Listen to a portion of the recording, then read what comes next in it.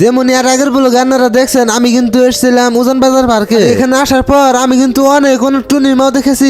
তো এত টুনি মাও দেখার পর ফাইনালি কিন্তু আজকে জামুগা বাড়ি ফেলে। তার জন্যই কিন্তু উজান বাজার পার্কে থেকে বের হয়ে এখন যাচ্ছি কিছু খাওয়ার জন্য। আর এখন কিন্তু আমার সাথে গোলাম ভাইও আছে। আর এখন কিন্তু আমরা খাওয়ার জন্য এসে বললাম ডাইরেক্ট মুঘল গার্ডেন। এখানে কিন্তু খাওয়াটা অনেকই ভালো বানায় আর অনেকই টেস্টি হয়। তার থেকেও বড় কথা হলো এখানে কিন্তু সবই সাবসিকন আর তার উপরেও ভিআইপি। খাওয়া দাওয়া কিন্তু শেষ। আর এখন কিন্তু গোলাম ভাইয়ের বিদায় যাওয়ার সময় এসে গেছে। তার মানে এখন গোলাম ভাই নিজের রুমে যাবে আর আমরা কিন্তু আমাদের বাড়ি ফেলে যাব। তার মানে আমরা কিন্তু এতদিন গুয়াহাটিতে গোলাম ভাইয়ের লোক ছিলাম। তার জন্য কিন্তু সারাসারি হওয়ার সময় অল্প খারাপ লাগলো। গোলাম ভাইরে বাই বাই করে কিন্তু আমরা এসে গেলাম ডাইরেক্ট পল্টন বাজার রেল স্টেশনে। এটা কিন্তু আমাদের গুয়াহাটিতে সব থেকে বড় আর ফেমাস রেলওয়ে স্টেশন। তো এখন কিন্তু আমরা রেলওয়ে স্টেশনের সামনে দিয়ে চলে যাচ্ছি আমাদের বাড়ি ফেলে। গাইস ফাইনালি এত জামের পর ফ্লাইওভারে উঠে নিলাম। এখন কিন্তু অনেক কম সময়ে কোনো জ্যাম ছাড়াই যেতে পারবো জালুকবাড়ি। আর গুয়াহাটিতে কিন্তু এই ফ্লাইওভারটা এবার নতুন দিছে। যারা যারা এখনো এই ফ্লাইওভারের উপর দিয়ে যান নাই একবার অবশ্যই ঘুরতে আসে, কারণ এই ফ্লাইওভার থেকে অনেকই ভিউটা সুন্দর আসে। আর গাইস আমরা কিন্তু এখন ডাইরেক্ট এসে গেছি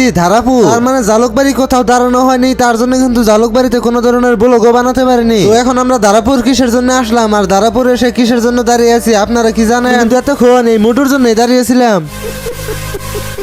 তার মানে ও হচ্ছে আমার বড় বোন। আর ওর ল্যাপটপটাতে কিছু এরর এসে গেছিল, ওটা ঠিক করে দেওয়ার জন্য কিন্তু আমি ধারাপুর এসেছিলাম। আর ওটা ঠিক হওয়ার পর কিন্তু আমি যাচ্ছি ওকে মোমো খাওয়াতে। গাইস আজকে কিন্তু আমি প্রথম পিওর বাংলাতে ব্লগ বানালাম। কেমন হয়েছে অবশ্যই কমেন্ট বক্সে বলে যেও। আর এরকম ব্লগ দেখতে চাইলে ফলোটা করে যেও।